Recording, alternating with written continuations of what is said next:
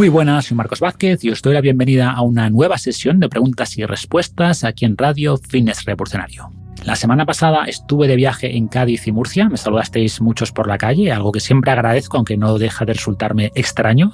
No termino de acostumbrarme a esta microfama, como yo la llamo, pero bueno, por ese motivo no publiqué podcast ni pude grabar entrevista, así que vuelvo con otra sesión de preguntas y respuestas que es más fácil para mí y tengo muchas preguntas acumuladas, así que allá vamos. Empezamos hablando de las bebidas energéticas, de hasta qué punto son realmente malas y especialmente las bebidas cero sin azúcar. Hablaré de sus ingredientes principales como cafeína, taurina, ginseng y otros compuestos. Me preguntan después sobre los sonidos binaurales y si pueden ayudar a dormir mejor. ¿Podréis escuchar un ejemplo de estos sonidos y qué nos dice la evidencia científica sobre ellos y cómo influye en las ondas cerebrales? La siguiente consulta es sobre el entrenamiento en espacios interiores con luces artificiales y con ondas electromagnéticas, ya que parece que algunos divulgadores dicen que en estos casos el ejercicio no es beneficioso. Veremos si esto tiene algo de sentido. Hay una pregunta después sobre la creatina en ciclistas o en deportistas de resistencia en general, de si es beneficiosa igualmente en estos deportes y comentaré qué suplementos tienen evidencia en este caso. Y por último, cambiando un poco de tema, hablaré de la importancia de ser amable en el contexto de los 5 grandes rasgos de personalidad que distinguen la psicología y algunas ideas para mejorar. Antes de pasar a las preguntas, quiero contaros que tenemos un nuevo patrocinador que es Coffee Café, Coffee con K, K-O-F-I-C-A-F-E, que es mi nuevo café favorito. Tenía muchas ganas de poder acercar el café de especialidad a mi audiencia y es justamente la idea de este proyecto. He hablado muchas veces de los beneficios del café para la salud, pero evidentemente estos beneficios son mayores si el café es bueno, si el tostado es bueno, si pasa poco tiempo entre el tostado y el consumo, etc. Y en todos estos casos, Coffee Café cumple. Os iré hablando más sobre esta marca y sus cafés, pero de momento podéis ir a coffeecafe.com, deletreo KOFICAFE.com y usar el código FR10 en mayúscula y con número FR10 para obtener un 10% de descuento. Personalmente soy muy fan del café étnico, que es el de Etiopía, pero tenéis también un pack de degustación para probar varios y hay además una opción descafeinado. Y en todos los casos podéis optar por el café en grano o molido. Contamos también con el apoyo de Eleva, fabricantes del escritorio elevable y motorizado que uso, pero tienen también sillas y otros accesorios para crear un entorno de trabajo más saludable tanto en empresas como en nuestras casas. No se trata, por supuesto, de estar todo el día de pie, sino de ir alternando. Por ejemplo, a mí me gusta escribir sentado, pienso mejor, pero para las entrevistas, las charlas o grabar los podcasts prefiero estar de pie, como ahora mismo, y los escritorios de Eleva te permiten adaptar la altura rápidamente pulsando un simple botón. Podéis ver todos sus modelos y el resto de sus productos en fitnessrevolucionario.com/eleva, repito, fitnessrevolucionario.com/eleva, ELEVA, y tendréis también un descuento con el código FR10. Y ahora sí, pasamos a vuestras preguntas. Hola Marcos, primero que todo darte las gracias por todo el contenido que nos ofreces, aprendo muchísimo contigo. Y mi pregunta es, ¿qué tan malas son las bebidas energéticas tipo Monster Zero? Yo en general nunca tomo bebidas azucaradas ni refrescos, suelo tomar agua y algún café o té. Pero de vez en cuando sí que me gustan los Monster Zero, por ejemplo el de mango. Y me preguntaba si realmente son tan malos. Quería saber tu opinión porque por internet sí que he leído que pueden dar ansiedad y que pueden dar problemas de corazón, pero no sé si hay evidencia al respecto. Muchísimas gracias. Gracias por la pregunta. Es verdad que las bebidas energéticas siempre han estado en el punto de mira, sobre todo por su alto contenido en azúcar y en cafeína, y porque uno de los grupos de población con mayor consumo de estas bebidas son adolescentes e incluso niños. Y de hecho hay ya comunidades autónomas que proponen prohibir su venta a menores. La primera bebida energética que se popularizó fue Red Bull, que era principalmente agua con mucha azúcar y con cafeína, pero también lo era la Coca-Cola y no preocupaba tanto. Si hablamos de azúcar, la cantidad es muy parecida, unos 11 gramos por cada 100 mililitros de producto, por lo que una lata o botella de medio litro, que es una presentación bastante habitual de estas bebidas, pues aporta más de 50 gramos de azúcar o más de 10 sobres de azúcar, ¿no? Que lleva 5 gramos cada sobre, por lo que sería como servir medio litro de agua, que son 2 vasos más o menos, y echarle 10 sobres de azúcar, que es una barbaridad. Y si al menos estas bebidas se tomasen en un contexto deportivo, podríamos llegar a defenderlas, ¿no? Que tampoco es lo mejor en este sentido, hay mejores opciones, pero bueno, si tomas 50 gramos de azúcar después de un buen entrenamiento, ese azúcar se va a usar principalmente para rellenar el glucógeno utilizado, tanto hepático como muscular, y el efecto negativo va a ser mucho menor. Hay que considerar también el impacto de este azúcar libre en la salud bucal y otros aspectos, pero bueno, metabólicamente no sería un gran problema.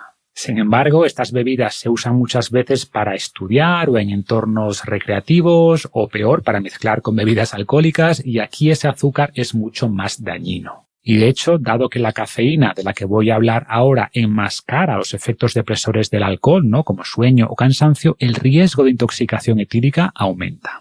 En cualquier caso, existen ahora versiones sin azúcar, como la Monster Zero que comentas, que lleva endulzantes, de los que también hablaré después, pero hagamos primero un análisis del componente estrella de estas bebidas, que es la cafeína, y en este caso sí hay diferencias importantes entre las bebidas energéticas y la Coca-Cola. Hay ligeras variaciones, pero casi todas las bebidas energéticas aportan 30 y pocos miligramos de cafeína por cada 100 mililitros de producto, respecto a menos de 10 que tiene la Coca-Cola. Si lo llevamos de nuevo a una lata de 500 mililitros, hablamos de unos 160 miligramos de cafeína en el caso de las bebidas energéticas y unos 50 miligramos en el caso de una Coca-Cola, y aquí sí hay una diferencia importante. Un café expreso puede tener unos 80 miligramos de cafeína, más o menos dependiendo del tipo de café, por lo que una lata grande de Red Bull son 2 cafés y una Coca-Cola sería 3/4 de café. Si hablamos de la lata pequeña de Red Bull sería la mitad, obviamente, 80 miligramos de cafeína o un café, y en el caso de la lata típica de Coca-Cola de 330 mililitros serían unos 30-35 miligramos de cafeína o algo menos de la mitad de un café. En adultos se consideran seguras dosis de hasta 6 miligramos por kilo al día, que serían unos 400 miligramos de cafeína para una persona de 70 kilos o unos 5 cafés diarios. Y como siempre, estos valores tienen margen de seguridad, no es que te vaya a pasar nada por tomar algo más, pero es evidente que la cafeína es un estimulante y si tomas más y sobre todo por la tarde puede interferir con el descanso, aumentar la ansiedad, etc. Y sin duda el principal efecto energizante de estas bebidas o de mejoría tanto del desempeño cognitivo como físico viene de la cafeína. Es como los suplementos quemadores de grasa, ¿no? Que tienen un montón de compuestos, pero el único que tiene un beneficio relevante es la cafeína y sigue siendo muy pequeño en cuanto a quema de grasa, pero bueno, algo hace. Y hay gente que prefiere tomar un Red Bull o un Monster porque les gusta más que el café, está fresco, tiene más sabor quizás y les da la misma energía, pero recordemos que el café es mucho más que cafeína. Aporta decenas de polifenoles que han demostrado tener beneficios metabólicos, cognitivos, anticancerígenos, antiinflamatorios, etcétera, que no obtenemos de estas bebidas.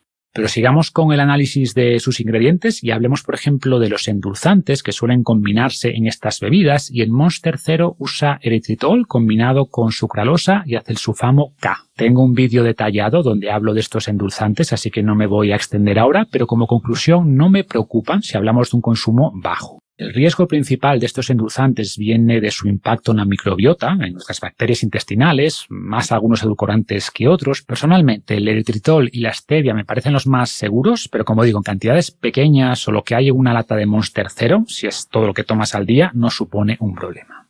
Después está la taurina, un aminoácido interesante cuyo nombre viene de toro, al igual que el Red Bull, no sé si hay conexión, y esto dio pie a la leyenda urbana de que el Red Bull usaba semen de toro o testículos de toro. No sé si alguien sigue pensando eso, pero no, la taurina sí se sintetizó por primera vez en un tejido de toro en el siglo XIX, pero no fue en los testículos sino en la bilis. La taurina es un aminoácido no esencial que no se incorpora en las proteínas, sino que existe como aminoácido libre y cumple muchas funciones. Quizá la principal sea su papel en las señales eléctricas de tejidos eléctricamente estimulables, como el corazón, como el cerebro, como el músculo, porque regula el calcio, pero en los últimos años se está estudiando también por su posible papel antienvejecimiento.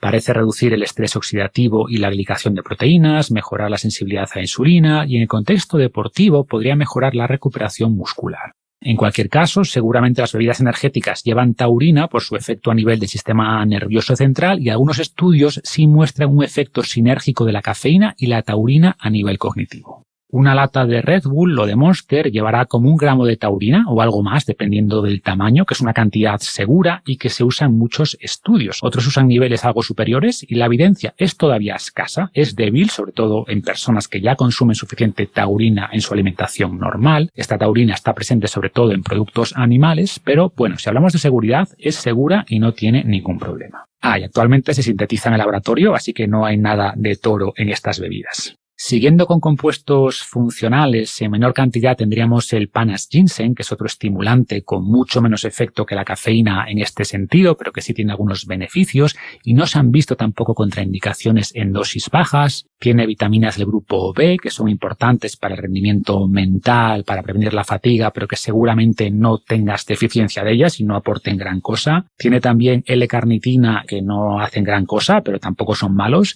Y después cantidades muy pequeñas de conservadores y colorantes. Como colorante usa carotenos y antocianinas, que no me preocupan, usa aromas. Y bueno, podríamos profundizar en cada ingrediente, pero estos son ya muy minoritarios y seguramente ni aportan beneficios ni perjuicios en las dosis que encontramos en una lata de Monster. La conclusión es la de siempre, que la dosis hace el veneno. Tomar este tipo de bebidas a diario, sobre todo las versiones azucaradas y sobre todo en adolescentes sedentarios, es un problema, claramente. Pero tomar las versiones 0 en adultos que llevan una vida saludable y de vez en cuando, como es tu caso, no supone ningún riesgo y lo puedes hacer sin sentirte culpable ni preocuparte por tu salud.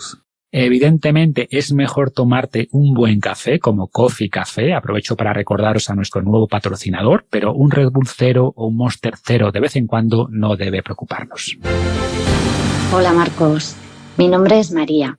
Lo primero de todo, como casi todo el mundo por lo que escucho, pero es de verdad de corazón, muchísimas gracias por tu labor divulgativa. Te descubrí, me gusta decir, por serendipia y tu libro Invicto fue una revelación para mí. Desde entonces leo mucho a los estoicos y bueno, te sigo en todo lo que publicas. De nuevo, gracias. Mi pregunta es acerca del sueño. Tengo 48 años y bueno, pues ya no duermo como solía. Entonces me cuesta a veces conciliar el sueño y después que el sueño sea reparador. Me han hablado de los sonidos binaurales y de los sonidos isocrónicos, que creo que tampoco es lo mismo, pero es parecido. Entonces no sé si podrías explicar un poco en qué consiste y si realmente crees que ayuda al sueño y al descanso. Un poquito una explicación sobre qué hacen y si los recomiendas. Muchísimas gracias. Un saludo. Pues muchas gracias por tu pregunta y por tus palabras, María, de verdad. Y sobre el sueño, como siempre digo, la clave está en vigilar todos los aspectos de estilo de vida, ¿no? De ritmos circadianos, de evitar luz artificial por la noche, de minimizar cafeína por la tarde, de controlar el estrés y todas estas cosas. Pero si esto ya lo tienes más o menos controlado, dentro de lo posible, hay pequeños complementos que pueden ser interesantes y los sonidos binaurales son uno de ellos. También seguramente los isocrónicos, pero he leído menos de ellos, hay menos estudios y por eso me voy a centrar en los primeros. Y en el fondo, los sonidos binaurales son una percepción de sonido creada por el cerebro al escuchar dos tonos con distintas frecuencias en cada oído. Es decir, si escuchamos una frecuencia en un oído y otra frecuencia en el otro, nuestro cerebro crea un tercer sonido a una frecuencia diferente y este es el llamado sonido binaural. Y este tercer sonido sería la diferencia entre las frecuencias de los sonidos que percibe cada oído y por eso hay que escucharlos con auriculares para que sea efectivo. Por ejemplo, si escuchas un tono de 300 hercios en un oído y de 310 hercios en el otro, el tono o sonido binaural que crearía tu cerebro sería de 10 hercios. Y esto es interesante porque nuestros oídos no pueden percibir un sonido de 10 hercios. Cualquier cosa por debajo de 20 o 30 hercios no lo escuchamos, pero si el cerebro lo crea, sí lo percibimos y puede tener efecto. Y para que te hagas una idea, si llevas auriculares puestos, sería algo así.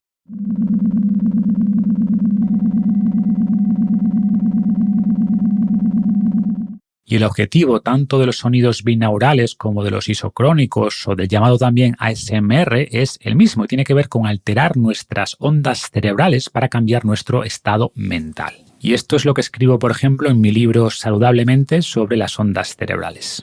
Tus miles de millones de neuronas están constantemente compartiendo información. Este intercambio incesante de señales eléctricas se manifiesta globalmente como ondas cerebrales, una sinfonía silenciosa que podemos capturar al realizar un electroencefalograma. Distintos patrones de ondas cerebrales representan distintos estados mentales. Por ejemplo, las ondas delta son lentas y se asocian con el sueño.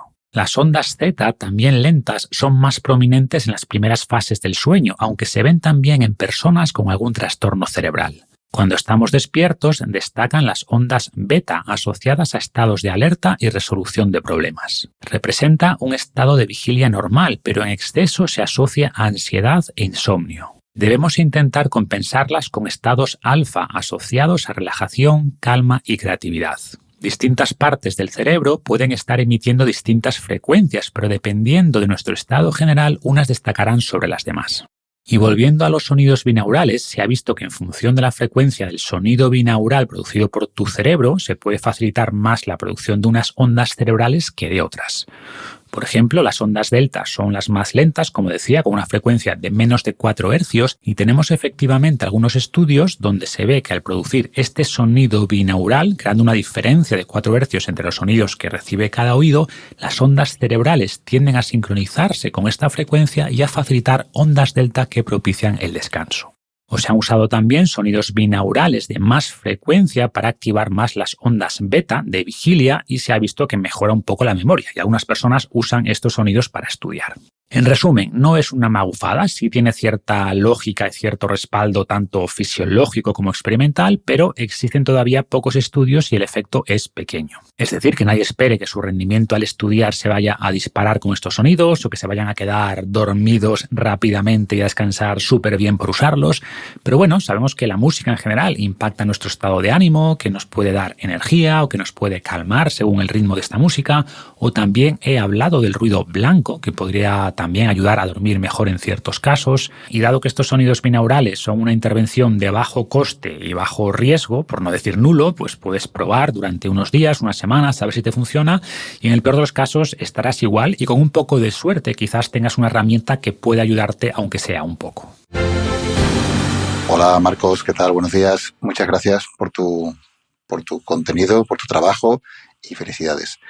Soy Daniel de Sevilla y te quería preguntar tu opinión sobre lo que algunos divulgadores vienen a decir, que el entrenamiento en interiores, sobre todo bajo las luces LED, con el wifi, etcétera, es perjudicial para nuestra salud, a pesar de que en apariencia pueda no parecerlo, porque efectivamente, pues sí, vale, se gana músculo, etcétera, pero que nos estamos haciendo daño, ¿vale? Perjudicando claramente. Quería saber tu opinión y si es que es realmente lesivo ese entrenamiento que hacemos la mayoría en gimnasios de interior o es que no es tan favorable como hacerlo al aire libre, que parece lo más lógico. Muchas gracias por tu respuesta y un abrazo.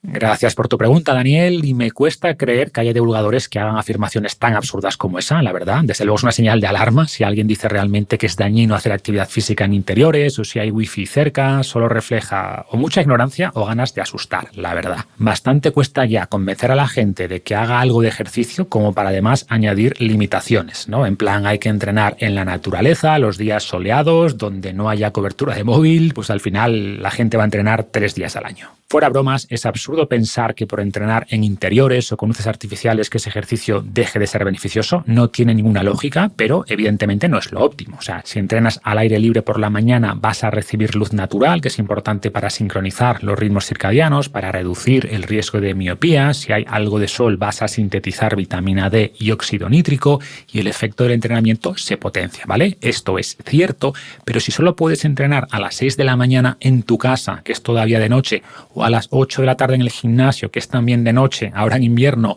y hay luces artificiales y wifi y lo que quieras, pues también va a ser beneficioso ese entrenamiento, obviamente. Menos, pues hombre, sí, o sea, no aprovechas esos otros beneficios, esos elementos que decía antes, o si entrenas muy tarde con luces muy brillantes y con la elevación de la temperatura corporal y algo el cortisol que produce el ejercicio, pues puede que impacte un poco el descanso y eso es algo a tener en cuenta, pero vamos, el beneficio del ejercicio es tan grande a nivel sistémico que el mensaje debe ser que lo hagas cuando puedas. Si solo puedes entrenar a primera hora, que es todavía de noche, pues hazlo ahí. Que solo puedes entrenar al final de la tarde, pues entrena ahí. Que solo puedes hacerlo en un gimnasio bañado por luz artificial, pues hazlo ahí.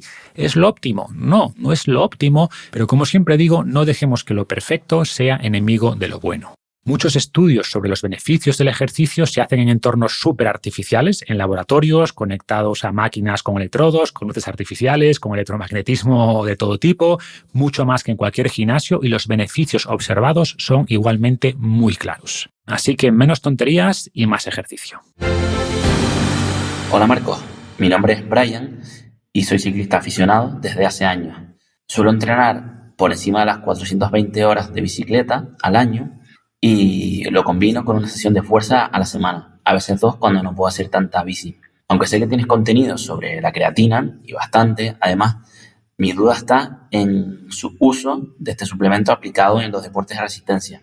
He visto que también tiene beneficios, pero como ciclista que debería tener un equilibrio en su masa corporal, me preocupa el aumento precisamente de peso que pueda conllevar.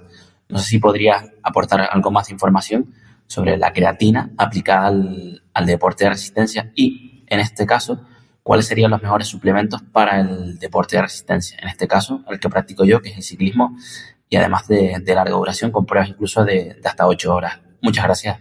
Gracias por la pregunta, Brian. He hablado muchas veces de la creatina. Es el mejor suplemento deportivo para deportes de fuerza y también aporta otros beneficios para la salud. Es además un suplemento muy seguro, pero es verdad que en los deportes de resistencia su beneficio es mucho más cuestionable. Para empezar, la creatina se acumula más en las fibras rápidas y los deportistas de resistencia en general tienen menos fibras rápidas y por tanto tienden a responder peor a la creatina. Esta creatina se utiliza principalmente por el sistema de fosfágenos para esfuerzos cortos de alta intensidad, como levantar peso, como hacer un sprint, etc. Sin embargo, el ciclismo o los deportes de resistencia en general usan mucho más el sistema aeróbico u oxidativo, donde la creatina no juega ningún papel. Dicho esto, la creatina sí podría ayudar en la recuperación muscular y sobre todo en tu caso en hacer esos entrenamientos de fuerza más efectivos, que sí puede ayudar después en el rendimiento y en la salud general.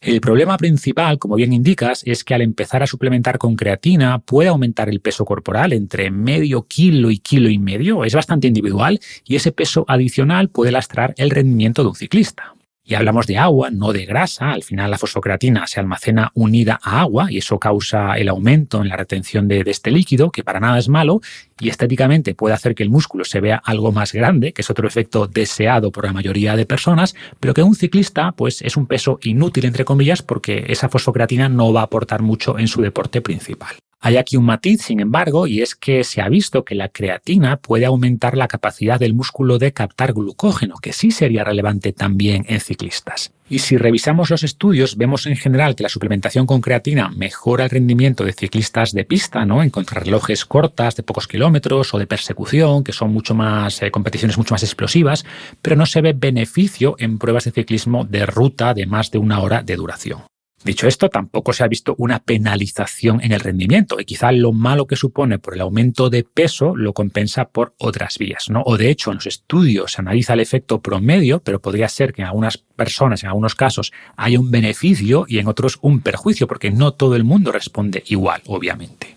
Entonces, en tu caso, que entrenas fuerza, quizá podría ayudarte y una recomendación sería tomarla fuera de temporada o en momentos de menor carga de horas de entrenamiento aeróbico, donde esa mejora de la fuerza y del músculo y quizá de la capacidad de almacenar más glucógeno sea más importante que el posible aumento de peso, que además, como decía antes, es muy variable. Hay personas que prácticamente no notan nada y otras que aumentan casi 2 kilos, ¿no? Y a priori es imposible saber cuál será tu caso y también se puede ajustar la dosis. Puedes empezar con 3 gramos y subir a 5 o 6 si te encuentras bien.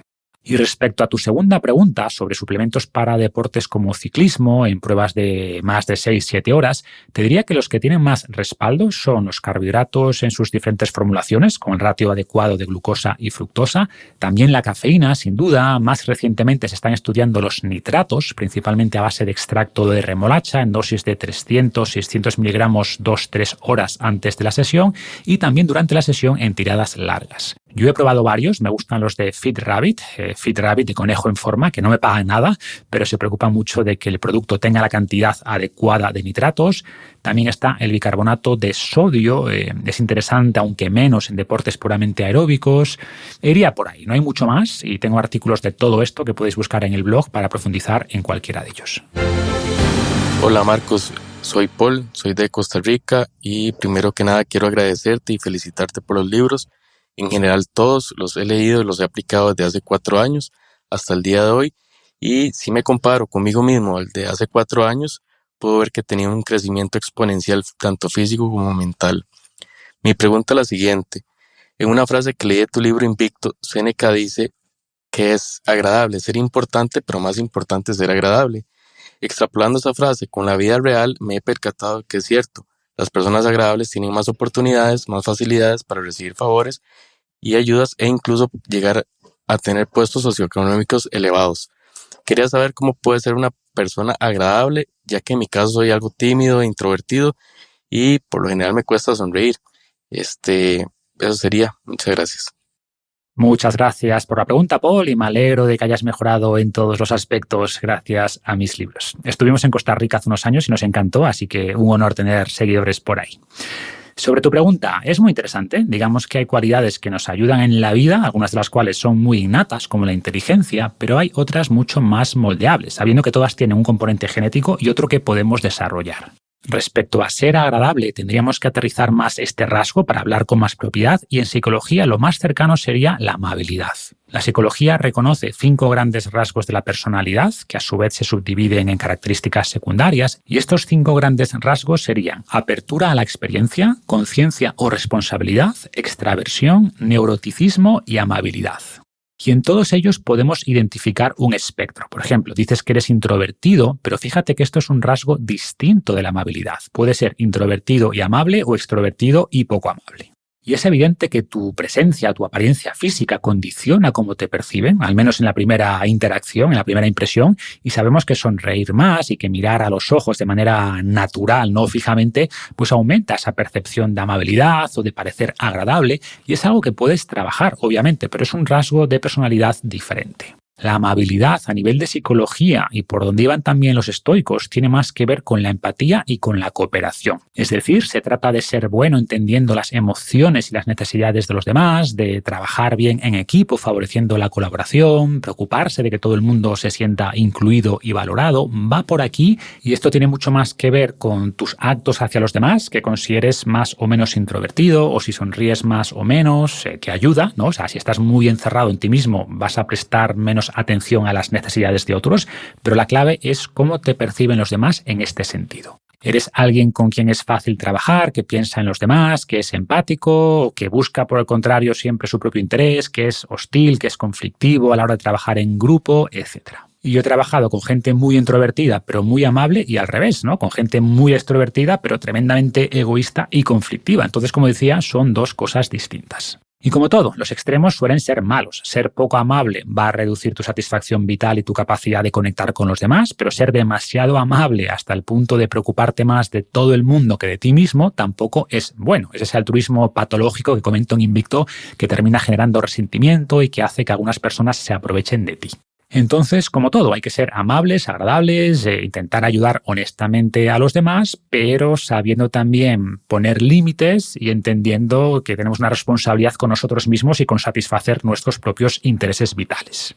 Y por hablar un poco más de los estudios sobre el impacto de estos rasgos de personalidad en cosas importantes, pues todo apunta a que el rasgo que más importa, si hablamos de éxito profesional, es el de conciencia o responsabilidad, que es conscientiousness en inglés, que tiene que ver con la capacidad de marcarse objetivos, de organizarse bien, de ser disciplinado, de que te importe que las cosas se hagan bien.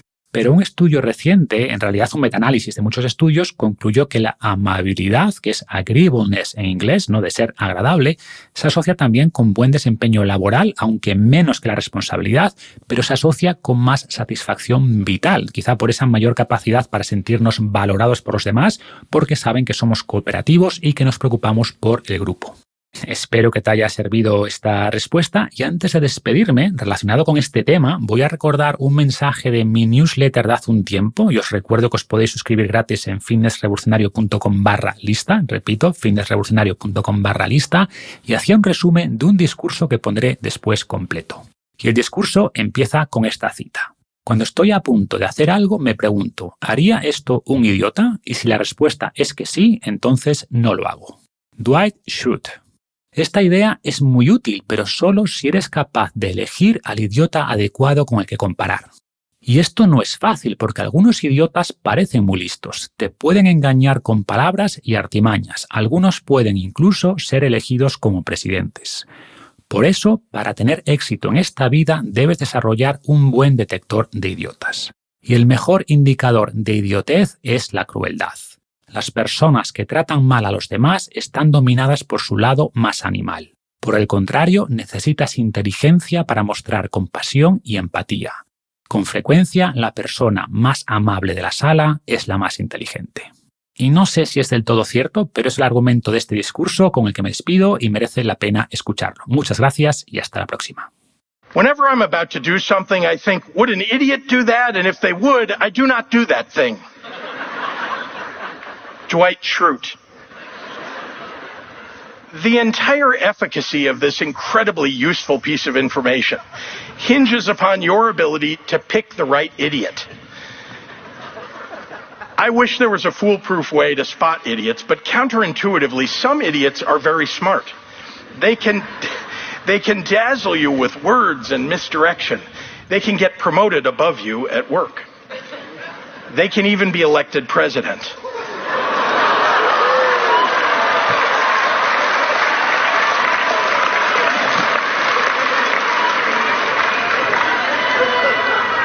If you want to be successful in this world, you have to develop your own idiot detection system. As part of the responsibilities of being your commencement speaker, I'm going to share mine. Sure, I'm naturally suspicious of people who never saw the original Star Wars movies, and even more cautious of people who loved the prequels and the sequels.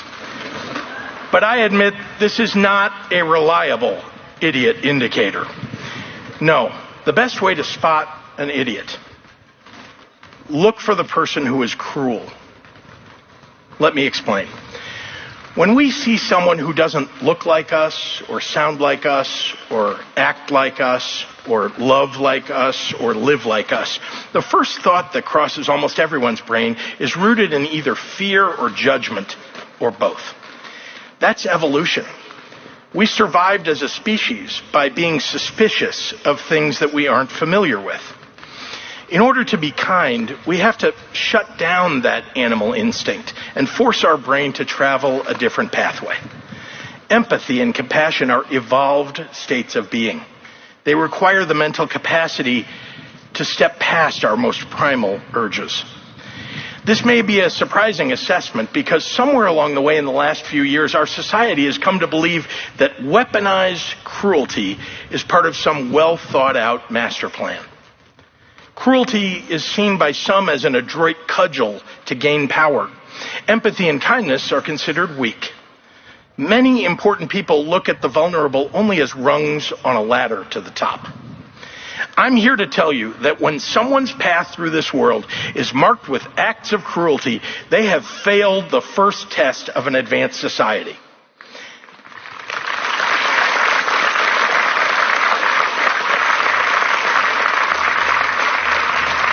They never forced their animal brain to evolve past its first instinct. They never forged new mental pathways to overcome their own instinctual fears.